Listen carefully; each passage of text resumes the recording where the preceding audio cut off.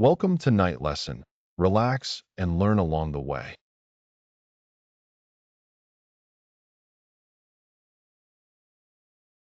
Intro.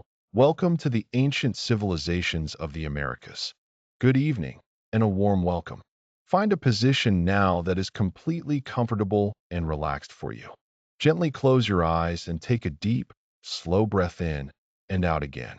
With each breath, let the tension of the day fall away from you.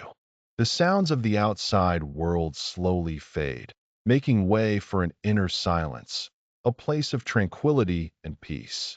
Imagine you are standing on the shore of a still, endless ocean of time. Each wave that gently rolls onto the beach is a century, each grain of sand a life lived. Tonight, we embark on a journey across this ocean, a journey far back into the past, to the hidden and forgotten worlds of the ancient civilizations of the Americas. This is not a loud, hectic journey of facts and figures, but a gentle floating through millennia of human history, an immersion into the dreams and echoes of a sunken time.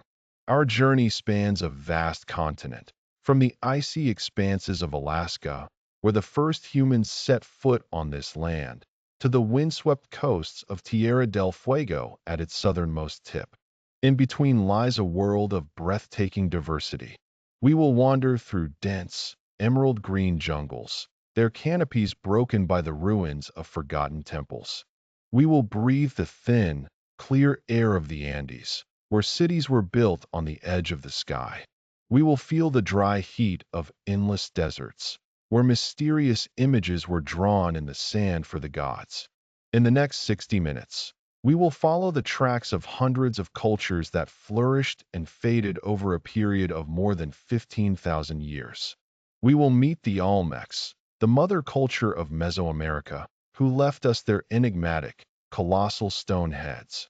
We will stand in awe before the pyramids of the Maya, the masters of time and the stars, who calculated the movements of the celestial bodies with incredible precision. We will glide through the canals of Tenochtitlan, the magnificent island capital of the Aztecs, which was once one of the largest cities in the world. And we will walk the dizzying paths of the Inca, who built an empire of unimaginable size in the steepest mountains of the world. This is an invitation to let go. Let yourself drift on the current of the narrative. There is nothing to do, nothing to achieve. Allow your mind to wander freely, to imagine the images, hear the sounds, smell the scents. Every word is a gentle brushstroke that brings a long-lost world back to life, just for you, in the quiet sanctuary of your room. Let the story become your lullaby, a melody from ancient times that will guide you safely and gently into a deep, restful sleep. Take one more deep breath, and as you exhale, our journey into the ancient civilizations of the Americas begins. Chapter 1. The First Settlers of the Americas. Our journey begins in a world that is scarcely recognizable. It is a world of cold, of ice, and of perpetual winter. We find ourselves in the last great ice age, about 15 to 20,000 years ago. Massive glaciers, miles thick and unimaginably heavy, cover large parts of the northern hemisphere. The sea level is far below today's, as infinite amounts of water are locked in the ice sheets. This circumstance creates a land bridge, a wide, dry plain where the cold waters of the Bering Strait rage today. This land bridge, called Beringia by scientists, connects present-day Siberia with Alaska. It is not a narrow footbridge, but a vast, subarctic land, thousands of miles wide, a barren steppe landscape swept by cold winds. Imagine small groups of people, wrapped in thick furs, their faces weathered by the wind. They are hunters and gatherers, families and clans, following the great animal herds. They hunt the massive woolly mammoth, the steppe bison, and the prehistoric horse. Their survival depends on their ability to read the cycles of nature, to interpret the tracks of animals, and to work together. They carry all their belongings with them. Their tools are made of stone, bone, and wood, their knowledge of the world passed down orally from generation to generation. Led by the most experienced hunters and wisest elders, they venture slowly, almost imperceptibly, ever eastward into this new, unknown land. It is not a planned departure, not a conquest, but a slow, organic migration that spans hundreds, perhaps thousands, of years. Researchers today debate the exact routes these first Americans took. Some suggest a coastal route. Along the Pacific coast, which was much wider then, people moved from bay to bay in small boats made of skin and wood.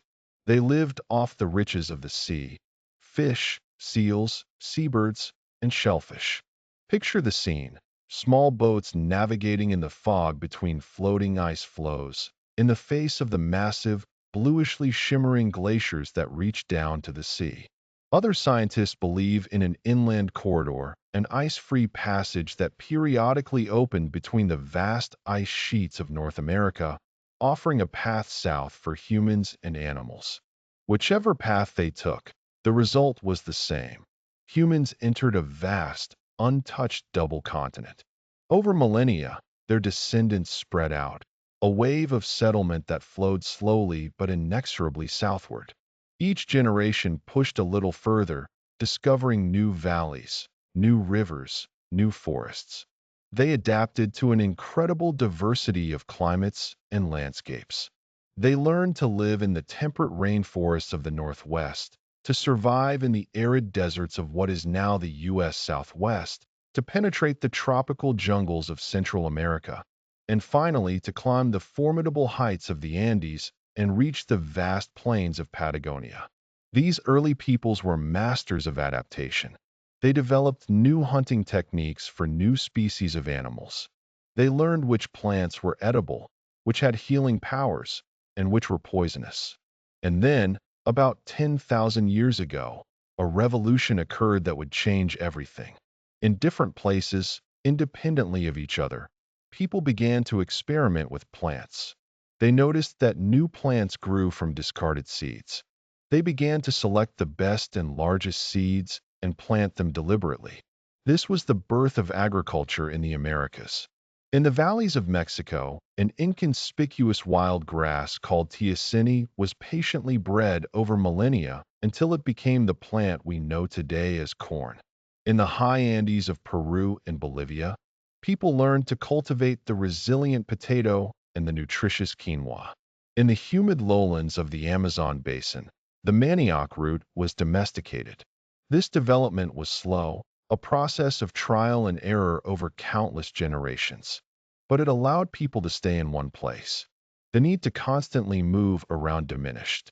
The first permanent settlements emerged: small villages of mud and wooden huts. One of the oldest and most fascinating of these sites is Monte Verde in southern Chile. Archaeologists there have discovered the remains of a small settlement that is over 14,500 years old. Imagine this place: a dozen simple wooden huts covered with animal skins, situated by a small stream. A communal tent where rituals were held. Hearths where people warmed themselves and cooked their food. The researchers found the remains of 42 different plant species, many of which came from over 200 kilometers away. They found stone tools, wooden lances, and even the footprint of a child, preserved for eternity in the soft clay on the bank of the stream. Monte Verde tells a story of a deep understanding of the environment, of trade or long journeys, and of a complex social life, much earlier than was ever thought possible. It is a silent testament to the incredible courage and resilience of these first pioneers, who made an entire continent their home and laid the foundation for all the great civilizations that were yet to follow. Let this image of the first settlers linger in your mind's eye, as they sit under a starry sky still free of our modern light, listening to the quiet sounds of a new, untouched world. Chapter 2. The Olmecs, the mother culture of Mesoamerica. As our thoughts still linger with the first settlers, let us allow the millennia to wash over us like gentle waves. Our journey now takes us to a warmer, more humid region, to the tropical lowlands on the coast of the Gulf of Mexico. We are in the period around 1500 BC. Here, in the present-day Mexican states of Veracruz and Tabasco, amidst a labyrinth of rivers, swamps, and lush jungle, the first great civilization of Mesoamerica emerges, the Olmecs. Their name, in the later language of the Aztecs, means the people from the rubber country, a reference to the rubber trees that grew in this region. The Olmecs probably called themselves something else, but their true name has been lost in the mists of time.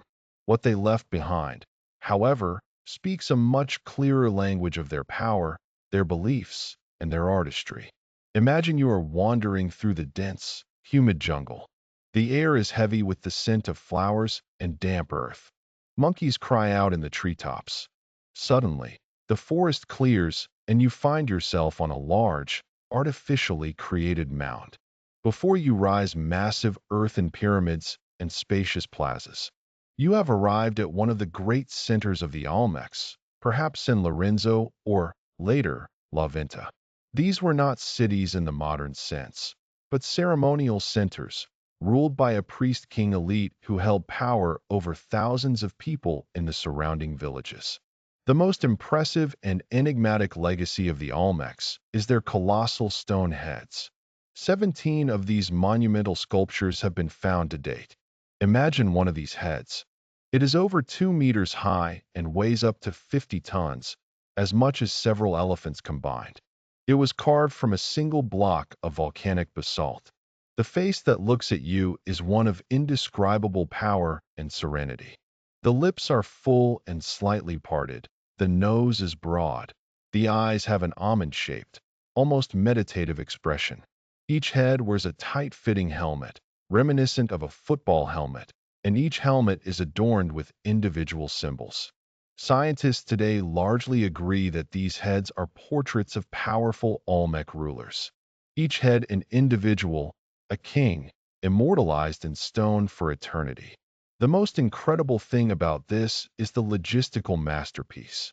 The basalt for these sculptures comes from the Tuxtlan Mountains, which are over 80 kilometers away from the main centers like San Lorenzo. The Olmecs knew neither the wheel nor did they have draft animals. Imagine the unimaginable effort. Hundreds, perhaps thousands, of workers moving these massive boulders with ropes, levers, and sleds through difficult terrain, across rivers, and through swamps. And then the artistic achievement.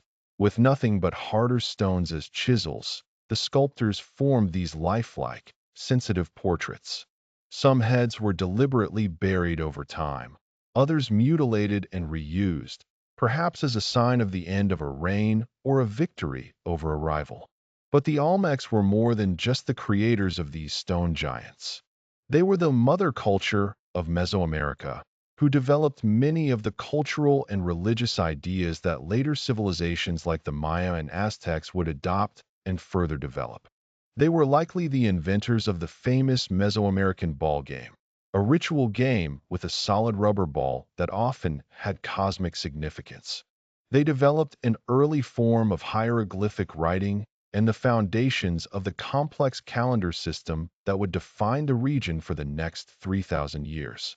One stela, known as Stela C from Trace Sapotes, bears a date that corresponds to the year 32 BC in the later long count calendar of the Maya, one of the earliest dated inscriptions in the Americas. Their religion was deeply rooted in nature. A central motif of their art is the wer-jaguar, a hybrid creature of human and jaguar. The jaguar, the most powerful predator in the jungle, was revered as a divine being, a symbol of power, fertility, and the spiritual world. In countless jade and ceramic figures, we find depictions of shamans and rulers transforming into jaguars, a bridge between the human and divine spheres. The Olmecs were also masters of jade carving.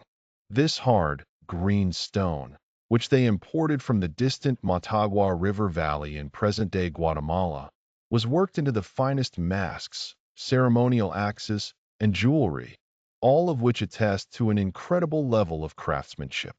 Their trade networks stretched for more than 1,000 kilometers, spreading their ideas and style throughout Mesoamerica. Around 400 BC, the Olmec culture began to decline. Their great centers were abandoned, their monuments toppled and buried. The reasons remain unclear to this day. Perhaps climate change led to crop failures. Perhaps there were internal conflicts or uprisings. But their legacy was not lost. The seeds they had sown took root.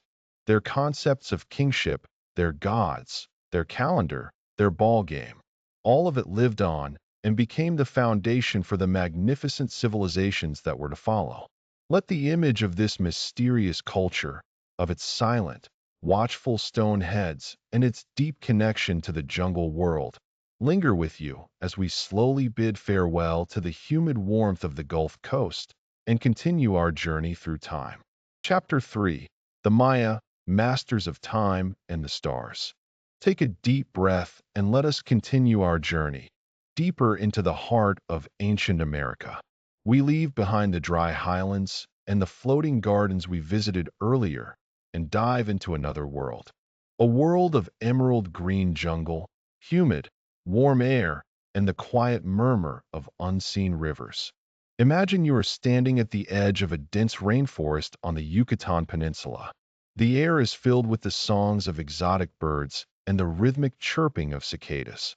The canopy above you is so dense that only scattered sunbeams reach the forest floor, dancing like golden coins on the damp leaves.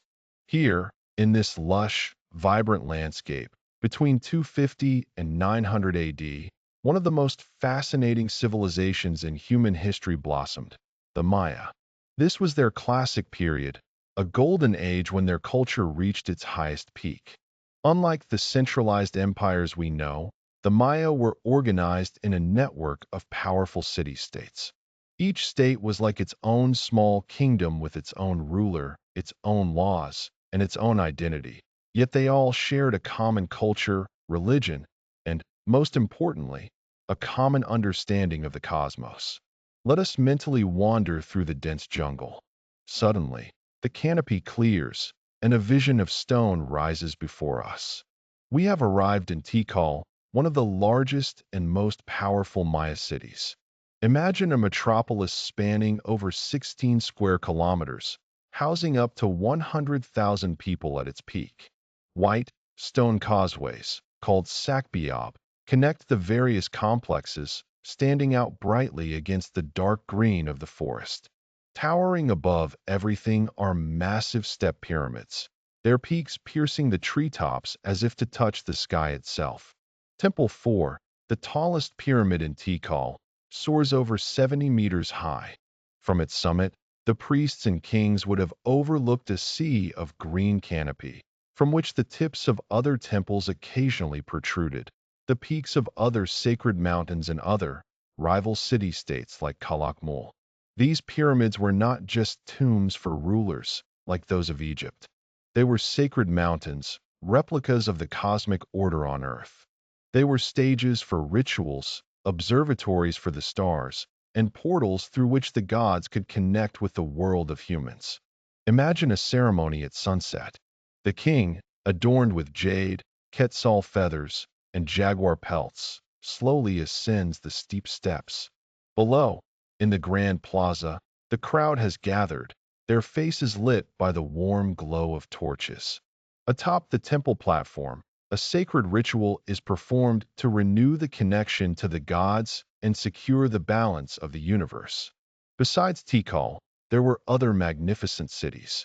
In Palenque, nestled in the gentle hills of Chiapas, we find palaces of incredible elegance with delicate stucco reliefs that tell the history of dynasties. In Copan, in modern-day Honduras, stand steely, tall, carved stone pillars, so artfully decorated that they seem like stone trees in the jungle. Each of these cities was a jewel of architecture and art, a testament to the incredible ingenuity of its builders. But the true genius of the Maya lay not only in stone, but in their minds. They were obsessed with time. Not time as we understand it, a fleeting, linear sequence of seconds and minutes, but time as a cyclical, sacred force that permeates the entire universe. To understand and order this force, they developed some of the most complex and accurate calendar systems in the world. Let's dwell for a moment on their calendar. They had not just one, but several, which interlocked like the gears of a cosmic clockwork. There was the Hob, a 365-day solar calendar that regulated the agricultural year. It consisted of 18 months of 20 days each and a short, 5-day period at the end, which was considered unlucky. Running parallel to this was the Tzolk'in, the sacred calendar. It had 260 days and determined ritual life. Each day had its own name and number, and the combination decided the fate of a newborn child or the right time for a coronation or a military campaign. But above these two stood the so-called long count calendar. This was not a repeating cycle of one year, but a vast calendar that counted time since the mythical creation date of the Maya. It encompassed a cycle of 5,125 years. Just imagine that, a civilization that thought of its own existence not in generations or centuries, but in millennia. This great cycle ended on December 21st, 2012, which led many to false doomsday prophecies. For the Maya, however, this was not an end, but merely the conclusion of a great cosmic chapter and the beginning of a new one. It was a moment of renewal, not a moment of destruction. To calculate such vast periods of time, the Maya needed advanced mathematics. And here they made one of the most brilliant inventions in human history. Completely independent of the scholars of the Old World, they invented the concept of zero. Represented by a stylized shell, the zero was not just a placeholder, but a revolutionary idea. It allowed the Maya to use a positional system, similar to our decimal system, but based on the number 20. With just 3 symbols, a dot for 1, a bar for 5, and the shell for 0, they could write any number imaginable and perform complex calculations essential for their astronomical observations. And their observations were of breathtaking precision. Priest astronomers spent countless nights in special observatories, like the famous Caracol in Chichen Itza, a round tower with windows precisely aligned with the positions of certain stars at specific times of the year. They mapped the sky with the naked eye and infinite patience. Their most famous example is the calculation of the Venus cycle. They knew that Venus appears at the same position in the sky as the morning and evening star every 584 days. Their calculations over hundreds of years were so accurate that their deviation was only a few hours. For them, Venus was not just a planet, but the god Kukulkan, and its cycle was closely linked to war and rituals. The pyramid dedicated to him in Chichen Itza is also a stone calendar. Each of the 4 staircases has 91 steps. Multiply that by 4 and add the top platform, and you get 365, the number of days in the solar year. All this knowledge, their history, their myths, their astronomical data, was recorded by the Maya in a beautiful and complex hieroglyphic script. It is the only fully developed writing system of ancient America. For a long time, these glyphs were a mystery. Researchers could decipher the numbers and calendar dates, but the rest remained silent. It was not until the second half of the 20th century that the code was cracked. It was discovered that the script is a mixture of logograms, signs for whole words, and phonetic syllable signs. Suddenly, the stones began to speak. The stele and temple walls told us of the births, weddings, wars, and deaths of kings and queens, of alliances and betrayals. A part of their culture that is often misunderstood is the famous ball game, called pits. On stone courts found in every major city, 2 teams competed against each other. The goal was to pass a heavy rubber ball through a stone ring mounted high on the wall, without using hands or feet. But this was not a game for mere entertainment. It was a sacred ritual, a reenactment of the cosmic battle from their creation myth, the Popol Vuh. In it, the hero twins defeat the gods of the underworld in a ball game. The game on Earth, therefore, had deep symbolic meaning and often ended with the ritual sacrifice of players to nourish the gods, and maintain cosmic order. Blood sacrifice was also a central part of their spiritual practice.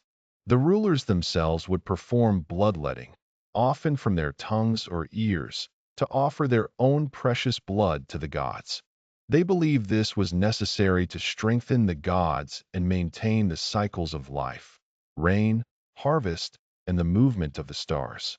It was an act of the deepest piety, a personal commitment of the king to his people and the cosmos. But around the year 900 AD, something strange happened. In the great cities of the southern lowlands like Tikal and Palenque, construction ceased. The last calendar inscriptions were carved in stone. The grand plazas slowly became overgrown with grass, and the population began to leave the cities. Within a few generations, these once vibrant metropolises were reclaimed by the jungle. This collapse of the classic Maya civilization remains one of the great mysteries of archaeology to this day. Was it a devastating drought? Was it constant warfare between the city-states that exhausted resources? Or a combination of all these factors? We do not know for sure, but it is important to understand that the Maya did not simply disappear. Their culture shifted north to the Yucatan Peninsula, where cities like Chichen Itza and Uxmal flourished for centuries more. And the people themselves, the descendants of the great astronomers, architects, and artists, still live in the same regions today. They still speak their ancient languages, practice a mixture of traditional and Christian rituals, and preserve the heritage of their ancestors in their hearts. As the shadows lengthen in the jungle and the ruins of Tikal sink into the last light of day, we slowly leave the world of the Maya behind. Their cities may have fallen into decay, but their intellectual and spiritual legacy, the invention of zero, the precise calendars, the complex script, shines on like a distant star in the night sky of history. Our journey, however, is not yet over. While the Maya were observing their cosmic cycles, a new power began to rise in the dry highlands of central Mexico. A power of pragmatic warriors and brilliant engineers who would build a city of unparalleled splendor on a lake. But that story awaits us in our next chapter. For now, let the silence of the rainforest and the whisper of the ancient stones wash over you as you gently glide onward. Chapter 4. The Aztecs, Warriors and Builders. Let us continue our journey through time and now turn our attention to a valley high in the mountains of modern-day Mexico. It is the 14th century, and a group of people who call themselves the Mexica are wandering through this land. They are searching for a homeland, guided by an ancient prophecy and the unshakable will of their god Huitzilopochtli. The legend that drives them is woven like a luminous thread into their collective consciousness. It says they will find their resting place where an eagle majestically perches on a cactus, holding a snake in its talons. Imagine this long, arduous journey, over generations, sustained by this one powerful image. And then, one day they see it. In the middle of the muddy, swampy Lake Texcoco, on a small, unassuming island, an eagle is perched on a prickly pear cactus, a rattlesnake writhing in its beak and talons. It is the sign. Here, in this seemingly inhospitable place, surrounded by water and reeds, their long journey ends. Here begins the story of the Aztecs and their wondrous capital, Tenochtitlan. Dwell on this image for a moment. A city born from the water. What at first seemed like an obstacle, the vast, shallow lake, became the foundation of their strength and ingenuity. The Mexica, now called Aztecs, were not just warriors, but above all, visionary builders and engineers. They began to reclaim the land from the lake, not through force, but through an ingenious agricultural technique known as chinampas. Imagine them weaving long, rectangular rafts of reeds and branches.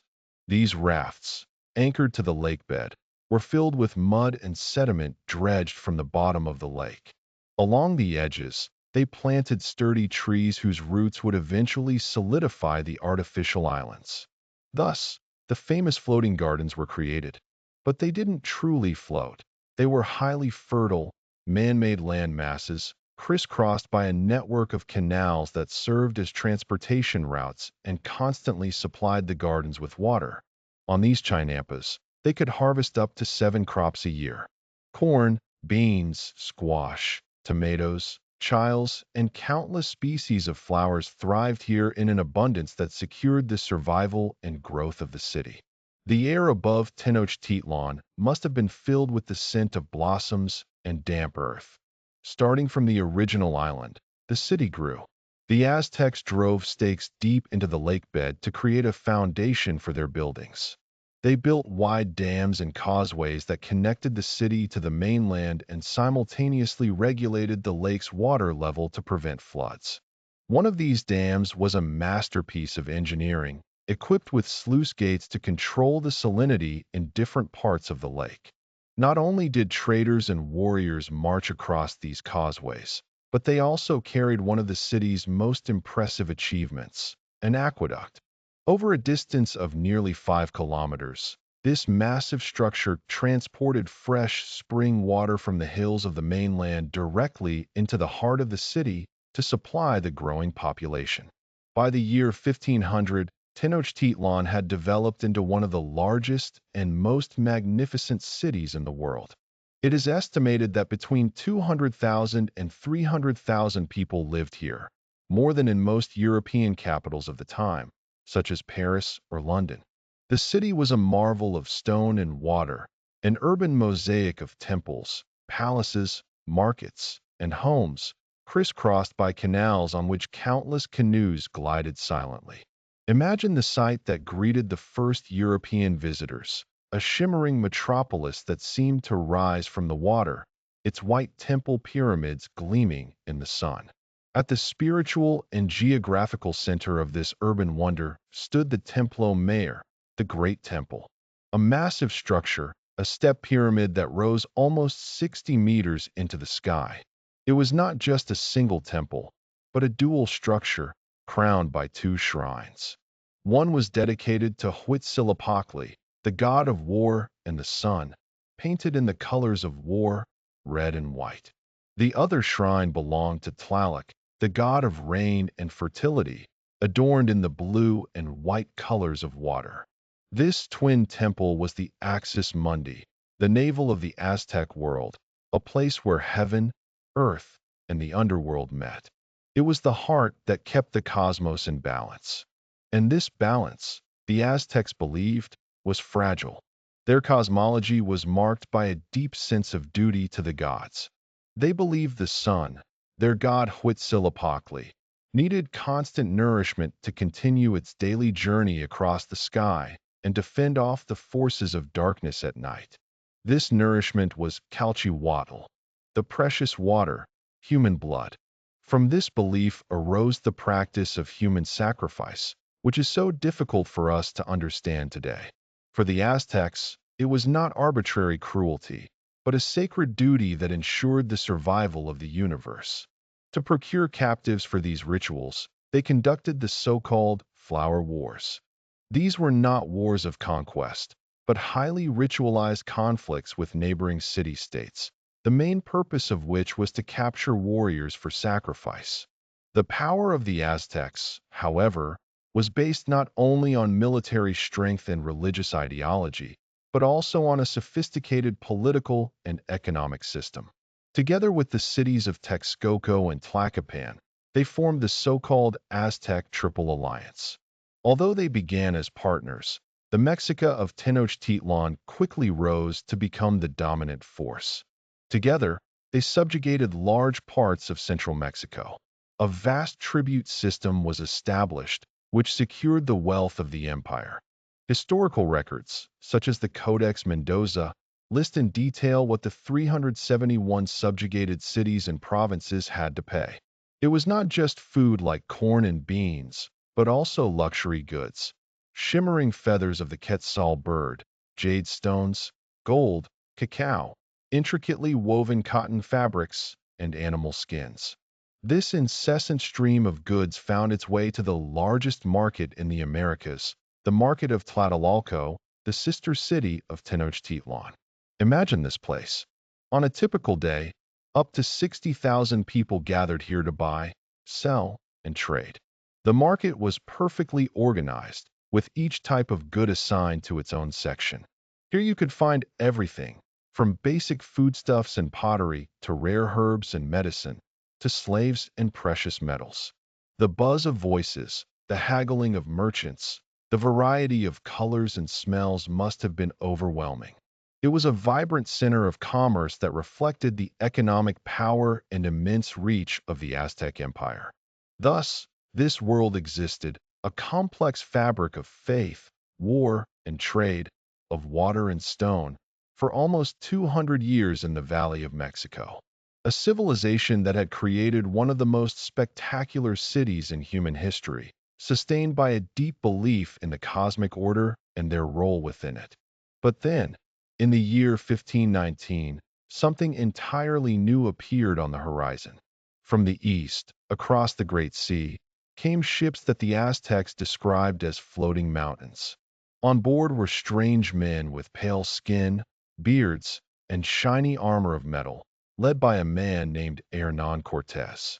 They brought horses, animals that had been extinct in the Americas for millennia, and that seemed like terrifying beasts to the Aztecs. Their arrival coincided with ancient prophecies that spoke of the return of the god Quetzalcoatl. This uncertainty and the technological superiority of the Spanish, especially their steel weapons and cannons, created an atmosphere of tension and hesitation. The ruler at the time, Moctezuma II, initially received the strangers with reverence and gifts, unsure whether he was dealing with gods or men. But the intentions of the Spanish were more earthly. They sought gold and power. What began as a cautious probing soon descended into mistrust, violence, and finally, a merciless war. After a siege that decimated the city through starvation and a smallpox epidemic brought by the Europeans, Tenochtitlan fell in the year 1521. The end of the magnificent city on the lake was sealed. But the story of the Aztecs does not truly end here. Their heritage, their language, their culture, and the memory of their incredible city live on, woven into the fabric of modern Mexico. The eagle with the snake on the cactus, the founding symbol of Tenochtitlan, now adorns the Mexican flag. And so the circle closes as we gently withdraw from the shores of Lake Texcoco and prepare to explore other paths of history. Chapter 5: The Incas, Masters of the Mountains. Our journey through time and across continents now leads us to a place of breathtaking height and seemingly infinite expanse. Let us mentally leave behind the dense, humid jungles of Central America and ascend, ever higher, into the clear, cool air of the Andes. Here, along the backbone of South America, stretched the largest empire the pre-Columbian world had ever seen, the empire of the Inca. Imagine a civilization that found its home not in gentle valleys or on sheltered coasts, but in one of the most extreme landscapes on Earth. The Andes, with their snow-capped peaks reaching into the steel blue sky, their deep, dizzying canyons, and their barren high plateaus, were the heart of this empire. The Inca called their land Tawantinsuyo, which in their language, Quechua, means something like the four parts of the world. It was a name that reflected their cosmos and their order. The empire was divided into four provinces or siyus, which radiated from the central capital and represented the known corners of their world. At the center of these four parts, at the navel of their world, lay the magnificent capital, Cusco. Imagine you are standing on a hill above this city, which lies at an altitude of 3,400 meters. The air up here is thin, each breath filling the lungs with a cool, almost tangible clarity. Below you, Cusco spreads out, an architectural marvel of stone. The buildings are not just built, they seem to have grown from the rock itself. Here, one of the most incredible skills of the Inca builders is revealed, their stoneworking technique. Let us pause for a moment and look at these walls more closely. They are made of massive, polygonal stone blocks, some of which weigh as much as several elephants. But what is astonishing is not just their size, but their perfection. There is no mortar between the stones, no grout. Each block was so masterfully carved and fitted to its neighbors that not even a knife blade can fit between them. The stones have many corners and edges, and yet they interlock like pieces of a three-dimensional puzzle. This technique made their buildings not only beautiful, but also extremely resistant to the earthquakes that are common in this region. The walls could shake and settle without collapsing. It is as if the Inca had learned the secret of flexibility and eternal stability from the stone itself. From Cusco, the heart of the empire, life pulsed through a network of arteries as impressive as the temples of the capital. This was the Great Andean Road System, the Capac Nan, which stretched for an incredible 40,000 kilometers. It was the backbone of the empire, holding together its vast expanse from the present-day borders of Colombia in the north to Chile in the south, a distance of over 4,000 kilometers. Imagine these roads. They were not wide highways for carts, as the Inca knew neither the wheel for transport, nor did they have large draft animals like horses or oxen. They were paths for people and their llamas, perfectly adapted to the topography. The paths ran in straight lines through desert plains, climbed steep mountain slopes in dizzying switchbacks, traversed high plateaus, and led over steps carved into the rock. Where deep canyons blocked the way, the Inca engineers proved their genius once again. They built suspension bridges of braided plant fibers that swung daringly over chasms more than 50 meters wide. Imagine what it must have been like to cross such a bridge, to hear the wind whistling in the ropes, and to see the rushing river far below as a silver ribbon. These bridges had to be renewed every year by the surrounding communities in a communal ritual, a tradition that has survived in a few places to this day. On these roads, there was a constant stream of people, traders, pilgrims, armies, and perhaps the most important actors in the empire's communication system, the chasca. These were relay runners who transported messages and small goods through the vast empire in a sophisticated system. Along the roads, small posts, called tambos, were built at regular intervals. A chasca would sprint the distance to the next post, hand over his message, often a memorized message or a quipu, to the next runner, who would immediately hurry on. In this way, messages could travel up to 240 kilometers in a single day. An incredible achievement in this rugged terrain, which ensured that the Inca ruler in Cusco was always informed about events in the most remote corners of his empire. And what about writing? An empire with 12 million inhabitants at the time of its greatest extent around 1530, with a complex administration, an army, and a huge road network. And yet the Inca had no writing as we know it. Not a single character, not a single hieroglyph. Instead, they had the quipus. Imagine a bundle of cords hanging from a main cord. The cords have different colors, are of different thicknesses, and at certain intervals, knots are tied. This was the information storage system of the Inca. The colors of the cords, the type of knots, their position on the cord, and the distances between them, all of this had a meaning. For a long time, it was thought that the quipus were purely numerical records for tax collection and censuses. Today, many researchers believe they were much more, perhaps even a form of three-dimensional, tactile narrative that could record genealogies, laws, or even myths. Only specially trained Quipikamaic, the masters of the quipus, could read and create them. With the fall of the empire, much of the knowledge for deciphering these knotted cords was lost, and they remain one of the great, fascinating mysteries of Andean culture to this day. To feed such a large population in such a demanding environment, the Inca developed another masterful technique, terrace agriculture.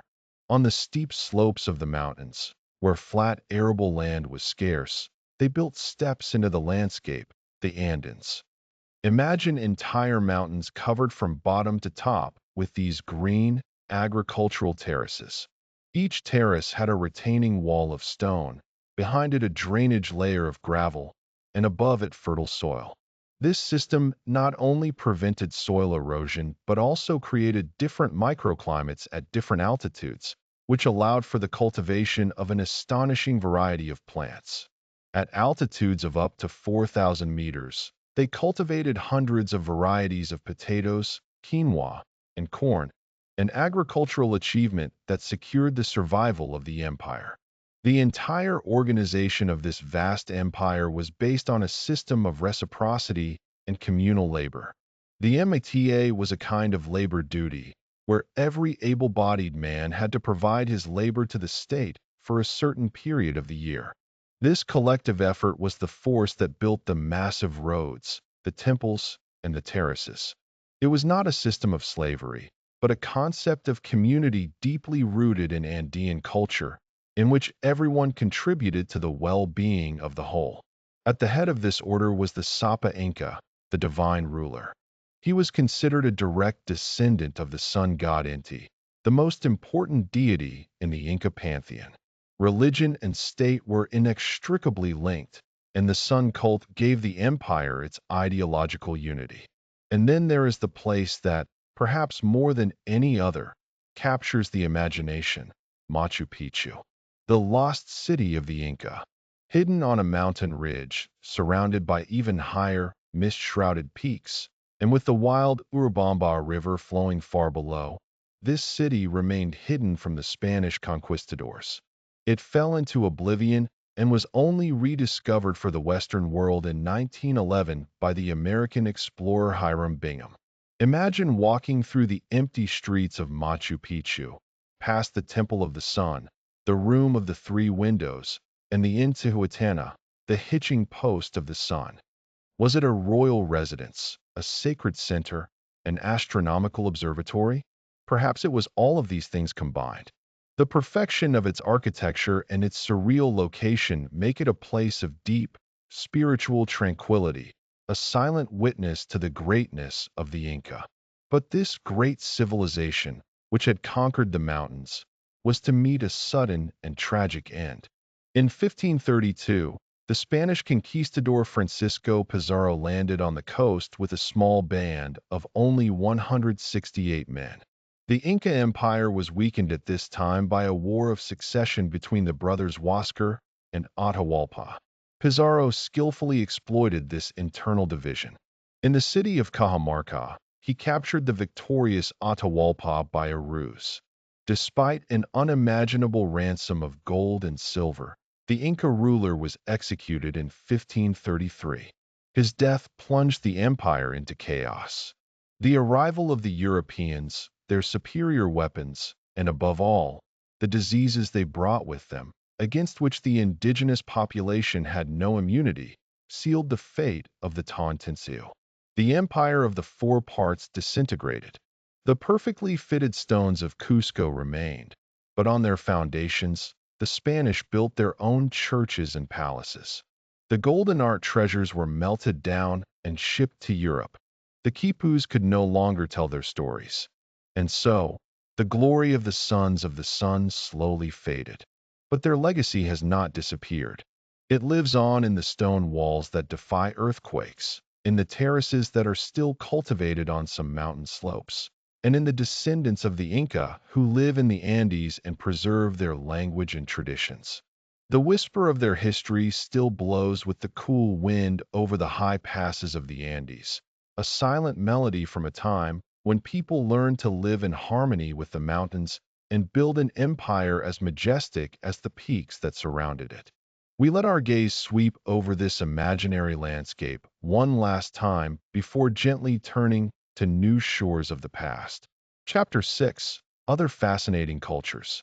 Let us now continue our mental journey and gently move to other fascinating regions of the Americas, where other remarkable civilizations left their mark on the landscape and in the hearts of those who still learn from them today. Imagine us gliding across continents, from the majestic Andes to the vast deserts and lush valleys, discovering the stories of people whose creativity and endurance continue to amaze to this day. 6.1 The Nazca, Peru, 200 BC, 600 AD. Our first stop takes us to the arid coastal plains of modern-day Peru, a region that at first glance may seem barren and uninhabited, yet it holds a secret as old as time itself, one that only reveals its full splendor from a bird's-eye view: the Nazca Lines. Imagine soaring high above this vast, reddish-brown desert, and below you, shapes and patterns unfold, drawn into the desert floor with such precision that they are breathtaking. The Nazca culture, which flourished from about 200 BC to 600 AD, is primarily known for these gigantic geoglyphs. They are not small sketches, but true works of art of immense proportions, spanning hundreds of square kilometers. Some of these lines and figures can reach up to 300 meters in length. They were not simply laid on the surface, but were worked into the desert floor with amazing technique. The Nazca removed the dark, oxidized stones from the surface to expose the lighter soil beneath. The dry, windless environment of Peru has helped preserve these artworks for centuries, indeed millennia, a silent testimony to human engineering and spiritual devotion. Let's pause for a moment and imagine the diversity of these shapes. There are the figurative depictions: a majestic hummingbird, its wingspan measuring over 90 meters, a monkey with a spiral tail, looking curiously up at the sky, a spider so detailed that you can make out its 8 legs and mouth parts. Besides these animal figures, there are also stylized human forms, sometimes referred to as astronauts, as well as an infinite variety of geometric patterns: perfect trapezoids, triangles, rectangles, and kilometer-long, dead straight lines that run over hills and valleys without losing their course. The question of the purpose of these huge drawings remains a subject of intense research and speculation to this day. Was it a gigantic calendar that helped the Nazca determine the seasons and plan their agricultural activities?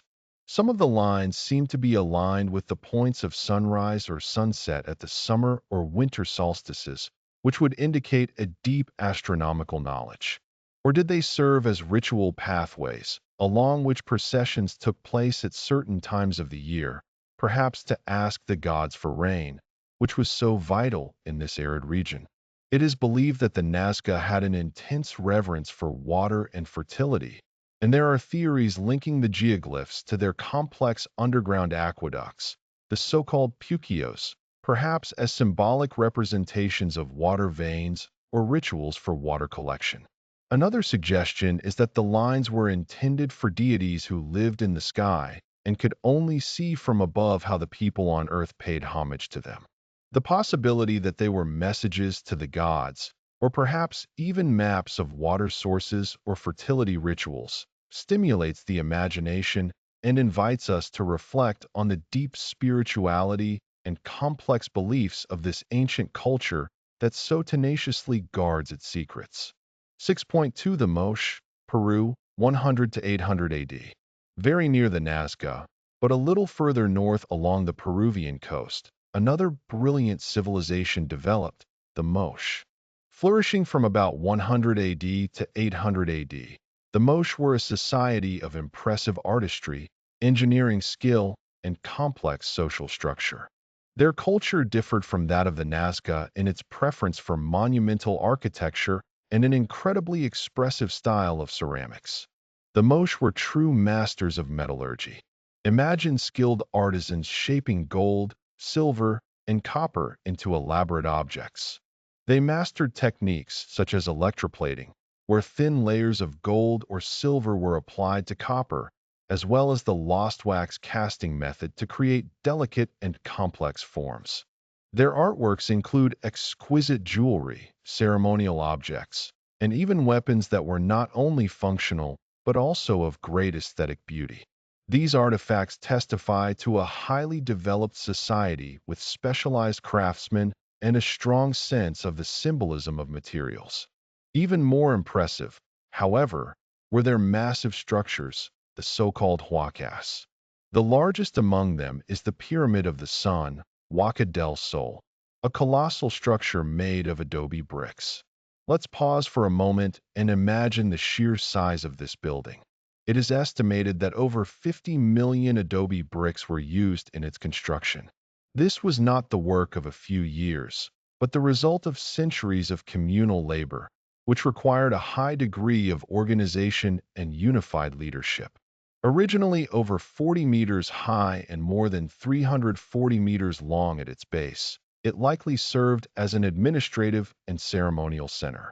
Nearby is the Huaca de la Luna, the Pyramid of the Moon, which, although smaller, is famous for its astonishingly well-preserved, colorful murals depicting deities, rituals, and warriors, giving us a rare glimpse into the belief world of the Moche. Another hallmark of Moche culture is their artfully painted pottery. Their ceramics are not just vessels. They tell stories, provide insights into their worldview, and show a remarkable love for detail. Particularly famous are the so-called portrait vessels, which depict individual faces with astonishing realism, perhaps of rulers, warriors, or important figures. These vessels are so specific in their representations that one feels as if one is looking directly at people from over 1,000 years ago. Besides portraits, the Moche also depicted scenes from daily life, complex mythological narratives, bloody sacrificial rituals, and even erotic scenes on their pottery. The use of molds and vibrant pigments, combined with the characteristic stirrup spouts, makes their ceramics unique and unmistakable. Moche society was evidently hierarchically structured, led by warrior priests who held both religious and political power. Their impressive tombs, such as that of the Lord of Sippin, reveal an unprecedented wealth of gold, silver, and pottery, underscoring the power and richness of their elite. The causes for the decline of the Moche around 800 AD are varied and complex, likely including a combination of devastating El Niño events that led to extreme weather conditions and possible internal conflicts. 6.3 The Anasazi/Ancestral Puebloans, USA, 700-1300 AD. We now travel further north, across the vast landscapes of the Americas, to the southwest of the present-day United States. Here, amidst deep canyons and wide plateaus, we encounter the traces of another remarkable civilization, which we now call the ancestral Puebloans, formerly often known as the Anasazi. This culture, which flourished from about 700 AD to 1300 AD, is known for its unique and breathtaking cliff dwellings, built into the steep cliffs of the canyons. Imagine you are standing on the edge of a deep canyon, its walls illuminated by the sun in warm ochre and red tones. High up, in natural caves and overhangs that seem almost unreachable, you see elaborate stone structures. These are the famous cliff dwellings, true architectural wonders.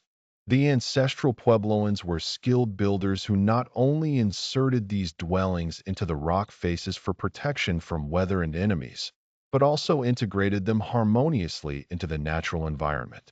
One of the most impressive examples of this is Mesa Verde in present-day Colorado. Here you will find complex, multi-story settlements with hundreds of rooms, artfully constructed from stone and mortar. Imagine walking through the passages of Cliff Palace, the largest cliff dwelling in North America, with its approximately 150 rooms and over 20 kivas. Kivas are round, underground or semi-subterranean ceremonial rooms that played a central role in the spiritual life of the Puebloans. Their construction attests to a deep understanding of engineering and a tireless community spirit. These structures offered protection from the scorching summer sun and the icy winter winds, and at the same time were fortresses that blended seamlessly into the landscape. Another center of their culture was Chaco Canyon in New Mexico. Here, between 850 and 1250 AD, the Puebloans erected gigantic, great houses like Pueblo Bonito and Chetroquetl, which stood not in rock niches but on the canyon floor. These huge stone complexes could contain hundreds of rooms and dozens of kivas and were often astronomically aligned to mark important solar and lunar events. Let this idea sink in. A network of roads stretching for hundreds of kilometers connected these great centers, indicating a complex society with far-reaching trade relations and centralized organization. Chaco Canyon was likely a ceremonial and commercial center for the entire region. The ancestral Puebloans were also skilled farmers, growing corn, beans, and squash in this arid environment. They developed sophisticated irrigation systems and water collection techniques to secure their harvests. Their lives were closely tied to the cycles of nature and the sky, which was reflected in their architecture and ceremonial practices. Around the year 1300 AD, a sudden change occurred. Many of the large settlements in Mesa Verde and Chaco Canyon were abandoned. The exact reason is not fully understood to this day, but archaeologists suspect a combination of prolonged droughts leading to food shortages, as well as environmental degradation and possibly social or political upheavals. It is important to understand that the ancestral Puebloans did not disappear, but migrated. Their descendants are the modern Pueblo peoples, who preserve their cultural traditions and stories to this day, reminding us that history is a continuous stream. The silence that now reigns in these ancient cliff dwellings invites us to reflect on the resilience and transformation of human societies.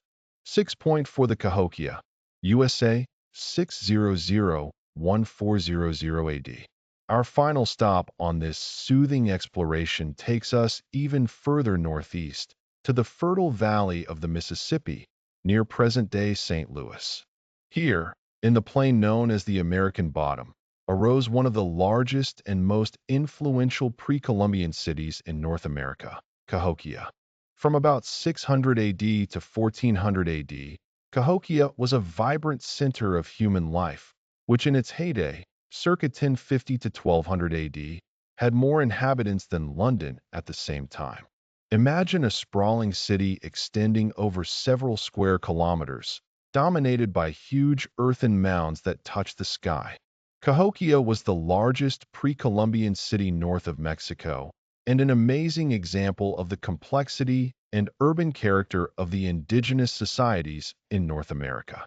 The heart of Cahokia was Monk's Mound, the largest earthen mound in North America. Let us take in the dimensions of this gigantic structure. With a height of about 30 meters, a length of nearly 300 meters, and a width of over 200 meters at its base, it is a truly colossal creation. Its construction was a monumental task that required millions of baskets full of earth over many generations, a testament to the incredible organizational ability and collective labor of the Cahokians. On its summit likely stood a massive temple or the residence of the supreme leader, from which one had a wide view over the entire city and its surroundings. Cahokia, however, was much more than just Monk's Mound. The city included hundreds of smaller mounds, including platform mounds on which houses and other buildings stood, as well as round and conical burial mounds. The city was carefully planned, with large plazas used for ceremonial gatherings and markets. A massive palisade of thousands of logs surrounded the central urban area, suggesting a need for protection or demarcation. At its peak, Cahokia housed an estimated 20,000 people, with tens of thousands more in the surrounding settlements. This was a complex society with a distinct social hierarchy and specialized artisans. Archaeological finds show that the Cahokians maintained a far-reaching trade network that included shells from the Gulf of Mexico, copper from the Great Lakes, and chert, a type of flint, from distant sources. They were skilled farmers who grew corn in the fertile floodplains, but also hunters and gatherers.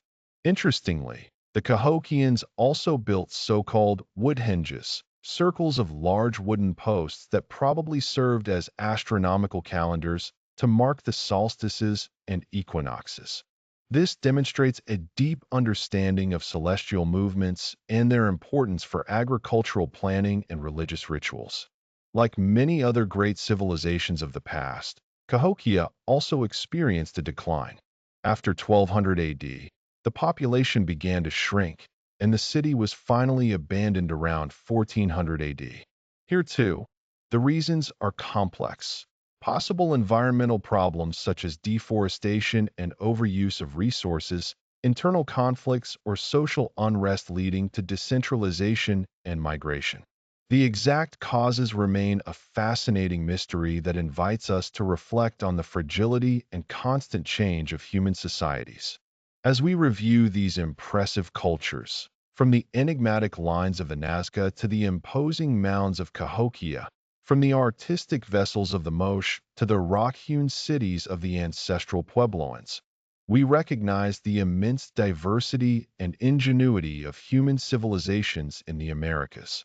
Each of these cultures mastered challenges in its own way, created knowledge, and left behind a rich cultural heritage that inspires us to this day. With these images and thoughts in our hearts, we can slowly prepare for the journey to the next wonders that the ancient world of the Americas has yet to reveal. The night is still young for our stories, and many more fascinating discoveries await us. Chapter 7: Agriculture and Innovation. Breathe gently in and out. Let us pause for a moment in our journey through time and turn our gaze to the earth, to the fertile soil that formed the foundation for the great civilizations of the Americas.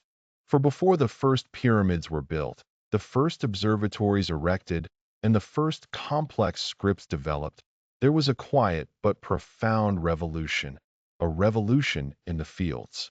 It was the patient and wise cultivation of plants, a millennia-long dialogue between humans and nature that made everything that followed possible. Imagine a small, inconspicuous grass growing in the warm valleys of present-day Mexico. It is called teosinte. Its ears are small, hard, and bear only a few kernels. It's hard to believe that this wild grass is the ancestor of one of humanity's most important crops, corn. About 9,000 years ago, people began to gather the seeds of this grass. But they didn't just collect them indiscriminately. With keen observation and a deep connection to nature, they selected the plants whose kernels were a little larger, a little softer, or a little more numerous. Year after year, generation after generation, this process was repeated. It was not conscious genetic modification in the modern sense, but an intuitive breeding, a whispering with the land. The farmers selected the best seeds from the harvest to sow again in the next cycle. Slowly, over thousands of years, the plant changed. The hard husks became softer, the number of kernel rows increased, and the cobs grew into the lush form we are familiar with today. This transformation, recorded in the plant's genetic code, is a living testament to the patience and foresight of these early agricultural societies. Corn became not just a source of food, it became the center of their culture, the flesh of the gods, and the symbol of life itself. But corn rarely stood alone in the field. The farmers developed an ingenious system known today as Three Sisters agriculture. Imagine a field where three plants live together in perfect harmony, supporting each other. First, the corn is planted. As its sturdy stalks grow tall, they provide a natural trellis for the next sister, the bean. The bean plants twine up the corn stalks, reaching for the light and stabilizing the corn in strong winds. But their most important gift lies hidden in the earth. On their roots live small nodules of bacteria that fix nitrogen from the air and enrich the soil. Nitrogen is an essential nutrient that corn desperately needs for its growth. Thus, the bean nourishes the corn that gives it support. And then the third sister is added, the squash. With its large, broad leaves, it spreads out on the ground, covering the earth like a protective blanket. This canopy provides shade, keeps the soil moist, and suppresses the growth of weeds that could compete with the young plants. Its prickly vines also deter some pests. Together, these three plants formed a self-sustaining ecosystem. They created a symbiosis that kept the soil fertile, maximized yields, and ensured a balanced diet. The corn provided carbohydrates, The beans provided protein, and the squash provided vitamins and minerals. It was a system of such elegance and efficiency that it spread across the entire continent and ensured the survival of countless communities. Let us now gently turn our attention and travel to the airy heights of the Andes. Here, in a harsh environment where oxygen is scarce and the nights are freezing, the Andean peoples accomplished another agricultural miracle. They tamed the wild potato. Imagine the steep, rocky slopes of the Andes. To practice agriculture in this vertical world, the Inca and their predecessors created impressive terraced fields, the Andins. They cut steps into the mountains, supported them with stone walls, and filled them with fertile soil. These terraces not only prevented soil erosion, they also created microclimates. The temperature on a lower terrace could be significantly different from that on an upper one, allowing for the cultivation of different varieties. Coupled with sophisticated irrigation systems that channeled meltwater from the glaciers over miles of canals to the fields, they transformed barren mountain slopes into blooming gardens. In these gardens, the incredible diversity of the potato unfolded. Over millennia, the Andean peoples bred more than 4,000 different varieties. There were potatoes for every conceivable altitude, from the temperate valleys up to 4,500 meters. There were varieties that were frost-resistant, others that thrived in dry soil. They came in all colors and shapes: red, blue, yellow, purple, oblong, round, gnarled. This diversity was their insurance against crop failure. If a disease struck one variety or the climate changed, there were always other varieties that survived. The Inca also developed an ingenious method of preservation to prepare for the harsh winters and periods of drought. They made chuno, freeze-dried potatoes. After the harvest, the potatoes were spread on the ground and exposed to the freezing night temperatures of the high plateau. During the day, the sun melted the ice, and people stepped on the potatoes with their bare feet to press out the water, similar to pressing grapes for wine. This process was repeated for several days until the potatoes were small, dry, and rock-hard. In this state, chuno could be stored for years, even decades. It was light, easy to transport, and a concentrated source of food for traveling armies, officials, and the people in times of need. A simple but brilliant technology, born from observing the natural cycles of frost and sun. Besides the potato, the Andean peoples also cultivated another superfood, quinoa. This small grain, now prized worldwide for its high nutritional value, was a staple food in the Andes. It is extremely resilient, grows even at high altitudes and in poor soils, and provides a complete protein, all the essential amino acids the human body needs. For the Inca, quinoa was sacred, the mother of all grains. Let us return for one last moment to the warmer, more humid lowland regions of Central America, the home of the Maya and Aztecs. Here grew another plant of inestimable value, the cacao tree. Cacao beans were so valuable that they were used as currency. For a handful of beans, one could buy a tomato or a squash. It was money that grew on trees. But cacao was more than just a means of payment. It was a sacred drink, reserved for the elite, for priests and warriors, and consumed during important rituals and ceremonies. Imagine a frothy, bitter drink, often spiced with chili, vanilla, or other spices. It was not a sweet treat as we know it today, but a fortifying, spiritual elixir intended to establish a connection with the world of the gods. The domestication of these plants, corn, beans, squash, potatoes, quinoa, tomatoes, cacao, and many others, was the foundation upon which the complex societies of the Americas were built. It was the result of millennia of patient observation, careful selection, and hard work. These agricultural innovations created food surpluses that allowed a portion of the population to devote themselves to other tasks, building temples, studying the stars, developing art, and writing. This deep connection to the earth and its gifts shaped not only their diets, but their entire worldview, their calendars, and the structure of their societies.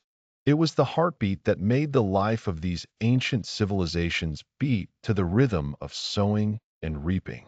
And this rhythm quietly echoes to this day. Chapter 8: Art, Architecture, and Craftsmanship. Let us now gently turn our attention away from the grand systems of trade and agriculture and toward the quieter, but no less powerful, expressions of the ancient American cultures. We immerse ourselves in the world of art, architecture, and craftsmanship, a world where the human mind, hands, and heart worked in harmonious concert to create beauty and meaning.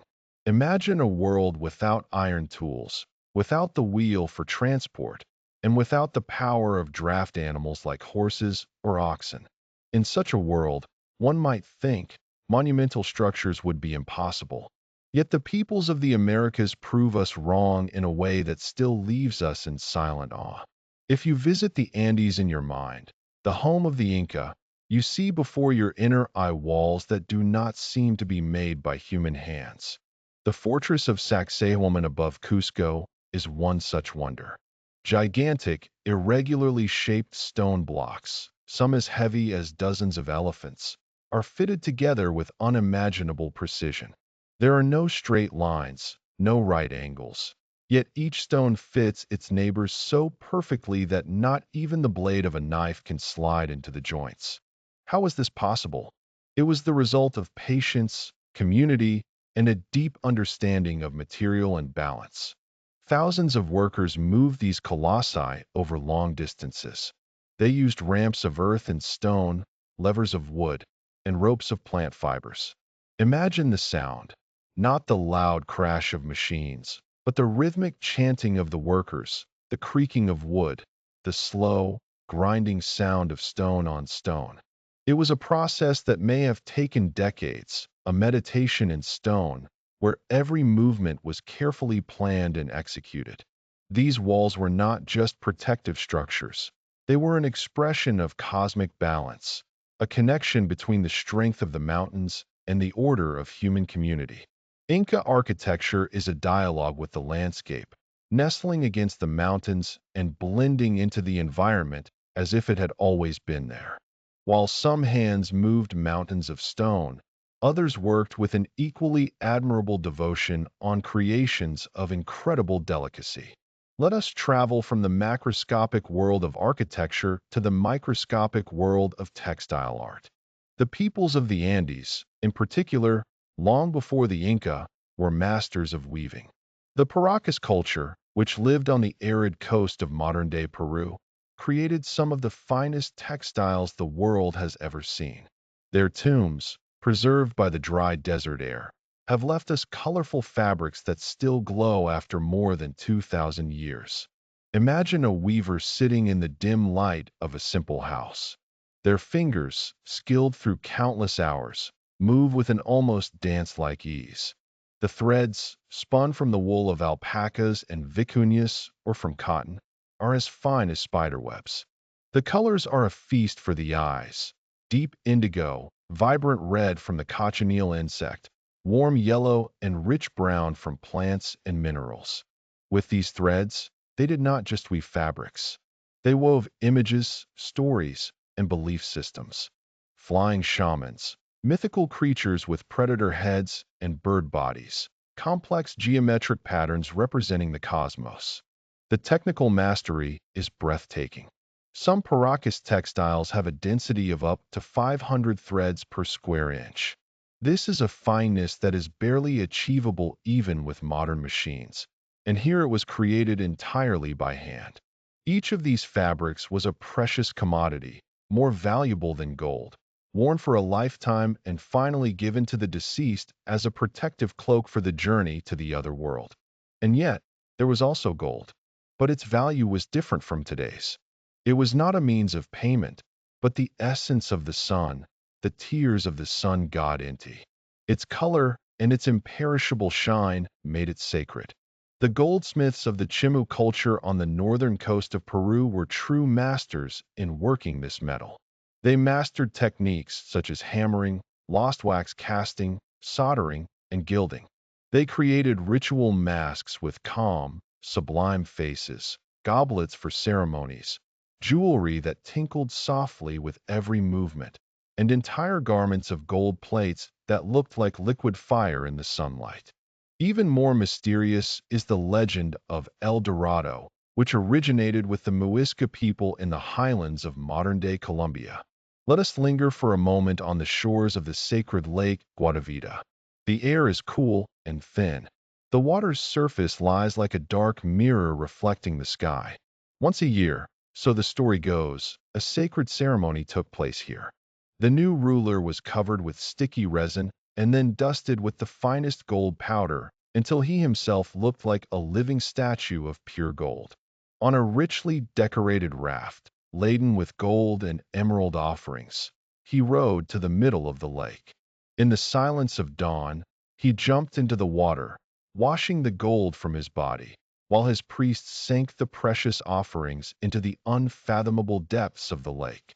It was not an act of loss, but an act of giving, a way to renew the cosmic order and honor the gods. The famous golden raft that archaeologists have found is a tiny but incredibly detailed model of this ceremony, a silent witness to this deep spiritual belief. But the palette of treasures was far broader. For the Olmecs and the Maya in Mesoamerica, jade was the most precious substance of all. Harder than steel, its working was an immense challenge that could only be overcome with sand and patience. Its cool, green color, reminiscent of young corn plants and life-giving water, made it a symbol of life, fertility, and eternity. Imagine an Olmec axe made of jade, so smooth and perfectly polished that it feels like silk, or a Maya death mask, composed of hundreds of small pieces of jade, intended to preserve the face of a ruler for eternity. These objects were not just jewelry, they were containers for the soul. Another material, dark and mysterious, was obsidian. This volcanic glass, which forms sharper edges when broken than a modern scalpel, was of inestimable practical and ritual value. It was used to make blades for weapons and tools, but also polished mirrors that were believed to be portals to the spirit world. To look into one was like looking into another reality, a dark, reflective depth where the future could be revealed. And then there was perhaps the most ephemeral and at the same time most dazzling art form, feather mosaics. In the Aztec Empire, the feathers of the quetzal bird, whose long, emerald green tail feathers shone metallically in the light, were more valuable than any precious metal. Specialized artisans, the Amantica, collected feathers from countless birds and sorted them by color and size. With incredible precision, they glued these tiny feathers one by one onto cloth or agave paper. They thus created luminous images of gods, shields for warriors, and magnificent cloaks for the rulers. Imagine an Aztec emperor wrapped in such a feather cloak. With every movement, the colors seem to flow and shimmer. The image of a hummingbird or a snake seems to come alive. It was an art as light as the air, a captured rainbow that symbolized the ruler's connection to the divine sphere of birds and the sky. From the massive, earthbound stone sculptures of the Olmecs, huge heads with full lips and thoughtful eyes that were perhaps portraits of powerful rulers, to the fine, almost weightless lines of the Nazca geoglyphs, which can only be seen as a whole from the air, we see an infinite variety of expression. Each culture found its own language in stone, clay, fiber, metal, and feathers. They did not create art for art's sake, as we understand it today.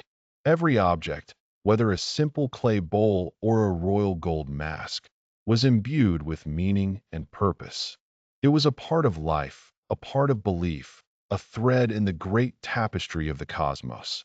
As we now slowly leave this world of craftsmanship and beauty behind, we feel the deep heritage that lives on in these objects. They tell us of a sense of patience that has become almost foreign to us today, of a deep connection to nature, and of an understanding of the universe that found expression in every detail of life. These silent masterpieces are an invitation to look more closely, to listen to the stories they whisper to us across time, and to honor human creativity in all its forms. And so we slowly prepare to continue our journey into other realms of these fascinating civilizations. Chapter 9: Religion, Cosmology, and Ritual. Take a deep breath and let the sounds of your world fade into the background for a moment. We are now embarking on a journey not through physical landscapes, but through the invisible realms of faith, myth, and the deep spiritual convictions that formed the heart of the ancient American civilizations. Imagine a world where every mountain, every river, and every star has a soul, a world where the gods whisper with the wind and speak in the patterns of corn cobs. The spiritual landscapes of the Americas were as diverse as their geographical ones. From the misty Andean peaks to the humid jungles of Mesoamerica, people shared a fundamental understanding. The universe was a living, breathing organism, and humanity was just one thread in its vast, complex fabric. These religions were deeply polytheistic, meaning that a multitude of deities shaped existence. But these gods were rarely distant, abstract beings. They were the embodiments of nature itself, the sun that gives life, the rain that nourishes the harvest, the jaguar that symbolizes the power of the night, and the earth, which, as a benevolent mother, supports all living things. Let us begin our journey in the heart of Mesoamerica, where one of the most fascinating and enduring deities was worshipped. Imagine you are standing on the summit of a pyramid in Teotihuacan or Tenochtitlan. The air is cool, and below you stretches a city of stone and light. In the sky, you see the brilliant feathers of a quetzal bird, and on the earth, a snake slithers through the tall grass. In the imagination of the Aztecs, Maya, and other peoples, these two beings merged into a single, powerful deity. Quetzalcoatl, the feathered serpent. Quetzalcoatl was a god of duality. His feathers connected him to the sky, the wind, the breath of life, and knowledge. His serpent form rooted him in the earth, in water, and in the cyclical renewal of life, of shedding skin and being reborn. He was not a war god, but a culture bringer.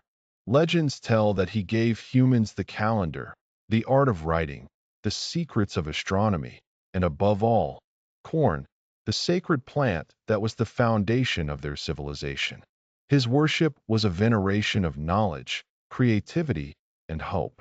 Reliefs on temple walls show his winding body, adorned with precious green feathers, a symbol of the harmonious connection between heaven and earth, spirit and matter. His whisper, it was believed, was the wind that swept across the fields, carrying the secrets of the universe with it. Now let us travel further south, high into the thin, clear air of the Andes, into the realm of the Inca. Here, where the sky seems within reach, the most important deities were to be found in the firmament. Let your imagination dwell for a moment on Inti, the sun god. For the Inca, Inti was not just a distant, glowing sphere. He was the divine ancestor, the father of the first Inca emperor, and his warmth was the source of all life and all power. The gold that adorned the temples and palaces was not seen as a sign of material wealth, but as the sweat of the sun, solidified tears or fragments of the god himself on earth. Every year at the winter solstice, the great festival of Inti Raymi was held, a magnificent ritual to celebrate the return of the sun and the lengthening of the days, and to ask for his favor for the coming year. At Inti's side stood Mama Quilla, the moon goddess, his sister and consort. While the sun ruled the day, Mama Quilla watched over the night. Imagine the silver nights in the Andes, where the moonlight bathes the snow-capped peaks in a magical glow. Mama Quilla was the patroness of women and the mistress of the calendar. Her cycles determined the time for sowing and harvesting and marked the rhythm of religious festivals. Silver, which was considered the tears of the moon, was dedicated to her. Inti and Mama Quilla represented the cosmic duality that permeated all Inca thought, male and female, day and night, gold and silver. Together, they ensured the balance of the world. But the ancient cosmologies knew not only the world of humans and the realms of the gods above, they also knew the worlds below. In the humid lowlands of the Maya Peninsula, the earth was riddled with a network of underground rivers and caves. These limestone sinkholes filled with crystal-clear water, the cenotes, were considered sacred portals to another dimension, Xibalba, the underworld. Xibalba was not simply a hell of punishment. It was a place of trial, transformation, and transition. The sacred text of the Maya, the Popol Vuh, describes the mythical journey of the hero twins through the treacherous realms of Xibalba, where they had to face the cunning lords of death. Imagine looking into the still, dark water of a cenote. You see not only your reflection, but you feel the presence of another world lying just beneath your feet. For the Maya, death was not a final stop, but the beginning of a perilous journey, at the end of which could be rebirth in a new form. The sun itself, it was believed, had to travel through Xibalba every night to be reborn on the eastern horizon the next morning. This complex understanding of the cosmos required intermediaries, people who could bridge the gap between the material and spiritual worlds. This role was filled by shamans and priests. They were the keepers of the sacred calendars, the interpreters of divine omens, and the leaders of the rituals that maintained cosmic balance. A ritual was more than just a prayer. It was a performance, a sacred drama that brought the myths to life. Imagine a plaza filled with the rhythmic sound of drums made from wood and animal skins, the gentle lament of flutes made from bone or clay, and the rattling of dried gourds. Dancers, adorned with feathers, jade, and the skins of sacred animals, moved in precise, symbolic patterns that mimicked the movement of the stars or the creation of the world. Sacrifices were made, sometimes precious goods like corn, textiles, or incense, but in some cultures and on certain occasions, also the most precious commodity of all, life itself, to nourish the gods and renew the life force of the universe. To communicate directly with spirits and gods, shamans in many regions, especially in the Amazon basin, use psychoactive plants. This was not done for pleasure, but in a strictly controlled, sacred context. One of the best-known substances is ayahuasca, a brew made from two different plants, known as the vine of the soul. Imagine a shaman leading a circle of people in the silence of the night. The bitter drink is served in small bowls. The purpose of this ceremony is not to escape from reality, but to dive deeper into the hidden reality of the spirit. It was believed that the plant lifted the veil between worlds, allowing the soul to travel to find healing for illnesses, to foresee the future, or to speak directly with ancestors and nature spirits. It was an inner journey, guided by the shaman's song, the Icaro, which served as a thread to lead the soul safely through the visions and back again. Thus, spiritual life in the ancient Americas was an uninterrupted dialogue between humanity and the cosmos. Every sunrise was a confirmation of the divine cycle, every raindrop a gift, every dream a potential message. Belief was not a separate category of life. It was life itself, woven into the way one grew corn, the way one built a house, and the way one understood the course of the stars in the night sky. These deep spiritual roots, this sense of connection with all that exists, nourished the societies, inspired their art, and gave their existence a profound meaning. From this foundation grew the structure of their daily lives, an order that we will calmly consider on our further journey as we delve even deeper into the world of the ancient civilizations of the Americas. Chapter 10: Contact and Downfall. Breathe deeply in and out. Let the sounds of the world around you slowly fade away. We are now traveling to a turning point in time, to a moment that changed everything. Our journey takes us to the shores of a world that had flourished in relative isolation for millennia. Imagine the warm, sun-drenched shores of the Caribbean, the gentle lapping of the waves, the chirping of insects in the dense green. In the year 1492 of our count, strange objects approached the horizon. To the Taino, the inhabitants of these islands, they were floating mountains with huge, white wings. They had never seen anything like it before. They were the caravels of Christopher Columbus, driven by a wind that propelled not only sails, but also the destiny of two worlds. The first contact was marked by curiosity and wonder. The newcomers looked strange, with their light skin, beards, and odd, shiny clothing of metal. They spoke an incomprehensible language and carried staffs that spat fire and thunder. But the initial fascination soon gave way to a deep and tragic disillusionment. This encounter was the harbinger of a wave that would break over the entire American double continent. A few years later, in 1519, another, far more determined expedition landed on the coast of modern-day Mexico. Led by Hernán Cortés, these men brought not only curiosity, but an insatiable hunger, the hunger for gold, glory, and the spread of their faith. They entered the realm of the Aztecs, a civilization of incredible complexity and splendor, whose capital Tenochtitlan, built on an island in Lake Texcoco, was larger and more magnificent than most European cities of that time. Let us pause for a moment at this contrast. Imagine the conquistadors as they first look over the pass and see the vast city below them, with its floating gardens, the massive temple pyramids, and the countless canoes that crisscross the waterways like a teeming picture. A sight of almost unreal beauty. But in the eyes of the Spanish, all was mixed with strategic calculation. They saw wealth to be conquered and a culture they considered pagan and inferior. The technological gap between the two worlds was immense and would prove to be decisive. The peoples of the Americas had achieved mastery in architecture, agriculture, and astronomy, but their military technology was different. Their sharpest blades were made of obsidian, volcanic glass that could be sharpened to be more acute than a scalpel, but was fragile against the steel of Spanish armor and swords. The Aztecs fought in colorful armor of cotton and feathers, which protected against the arrows and spears of their traditional enemies, but were effortlessly pierced by a bullet from an arquebus. And then there were the horses.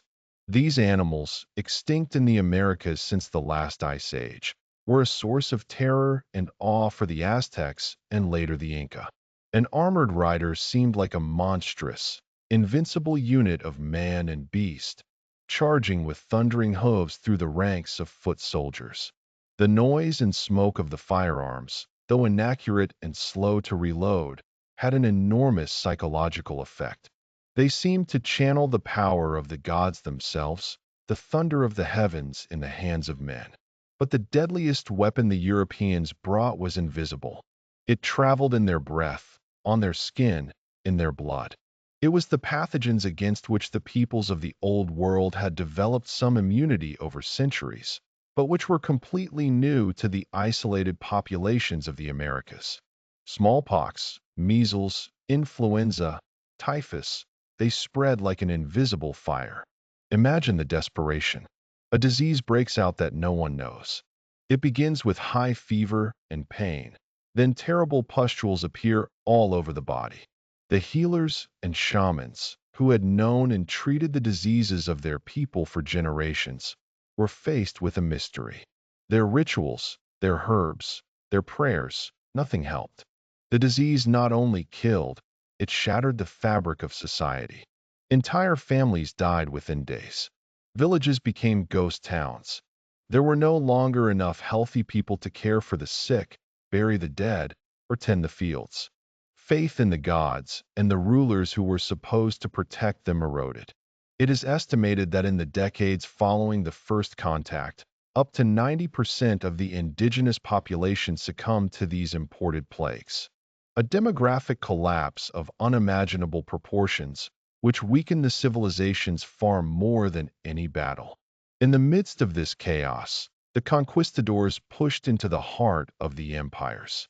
In 1521, after a long and brutal siege, the magnificent city of Tenochtitlan fell. The smallpox epidemic that raged in the city during the siege had already carried off its defenders by the thousands. The canals turned red, and the once proud capital of the Aztecs became a field of ruins. Further south, in the dizzying heights of the Andes, the tragedy repeated itself. The Inca Empire, a masterpiece of organization and engineering that stretched for thousands of kilometers, was weakened by a civil war when Francisco Pizarro and his small band of adventurers arrived in 1532. Here, too, smallpox was already raging, having preceded them overland and even killed the previous Inca ruler. Pizarro masterfully exploited the internal conflicts. In one of the most audacious and treacherous acts in history, he captured the Inca ruler Atahualpa during a supposedly peaceful meeting.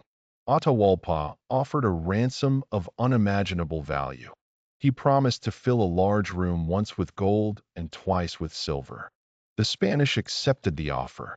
Golden statues, jewelry, and ritual objects of inestimable cultural value were brought from the temples and palaces and melted down to be shipped to Europe.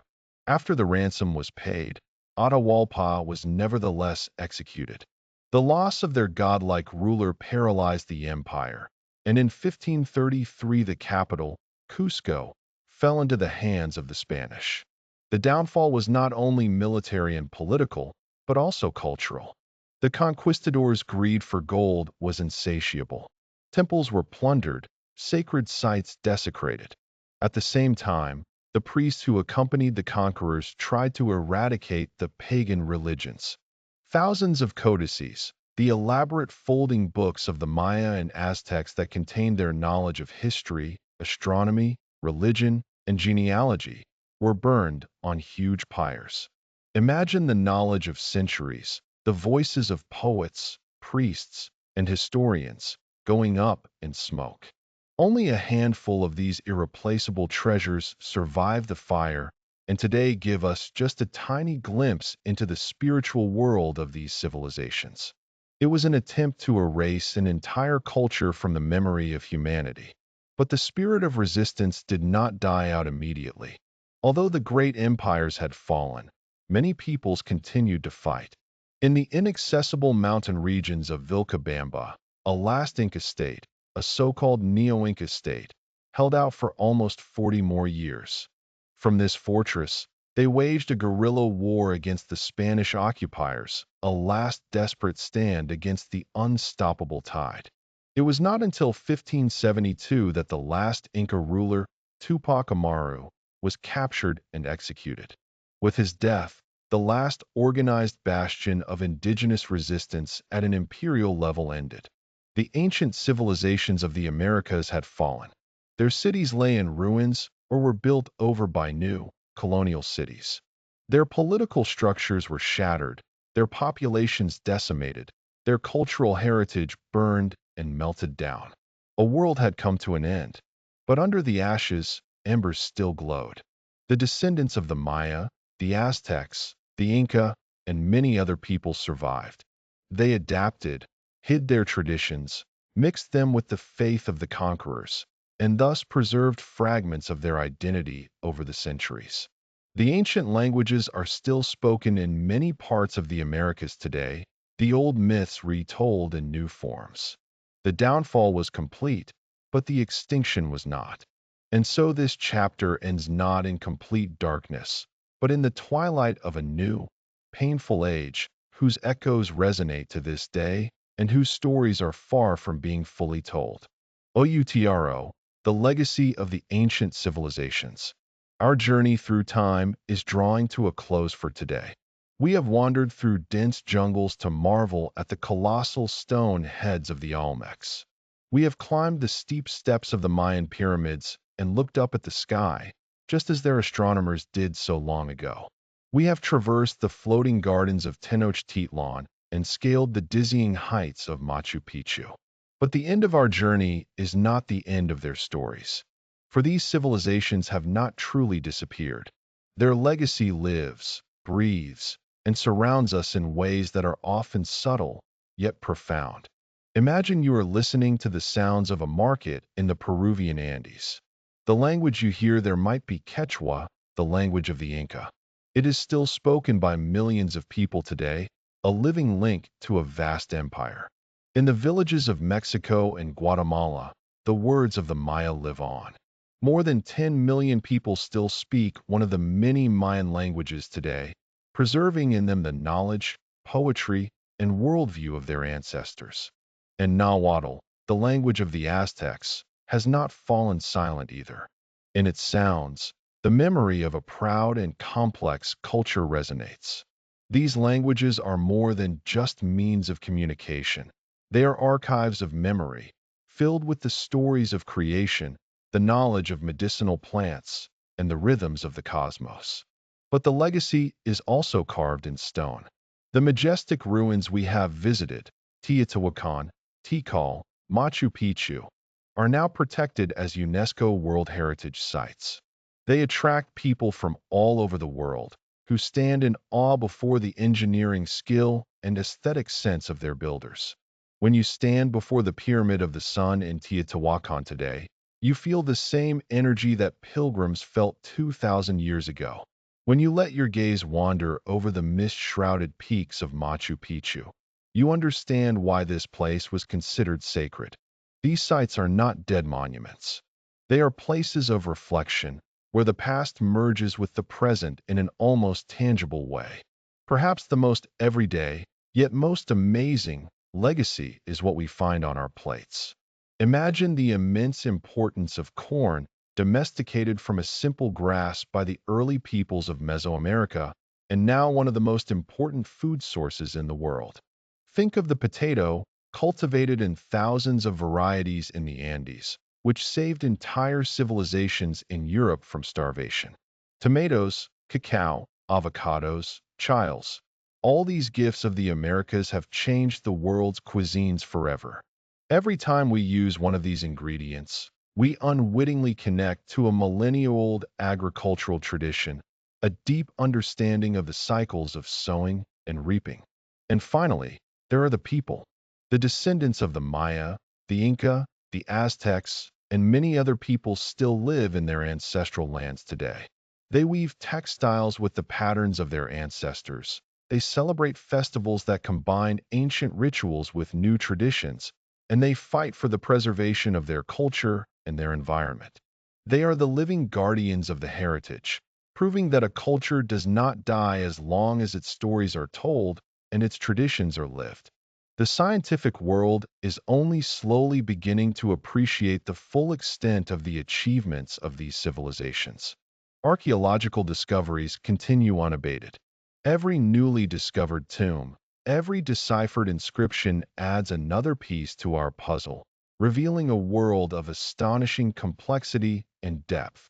The precise calendars, the complex mathematics, the sustainable agriculture, all of this inspires researchers and thinkers today.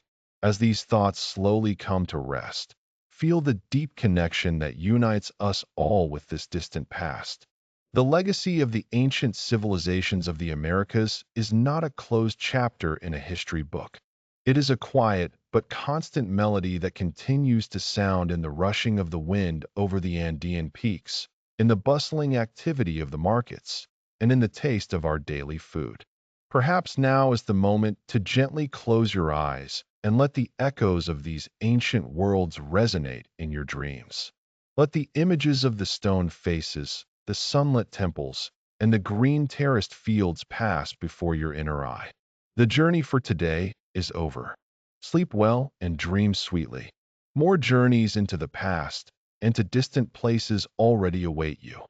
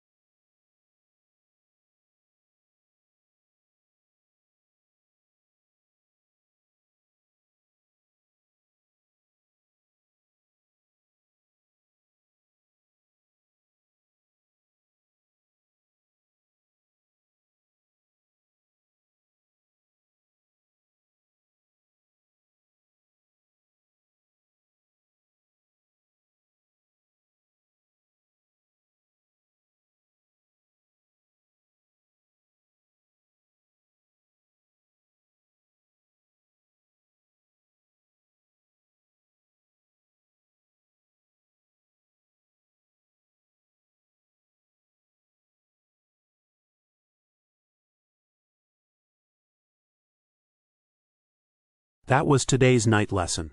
Thank you for listening. If you'd like to see more videos like this, please leave a like and subscribe to the channel. Good night and sleep well.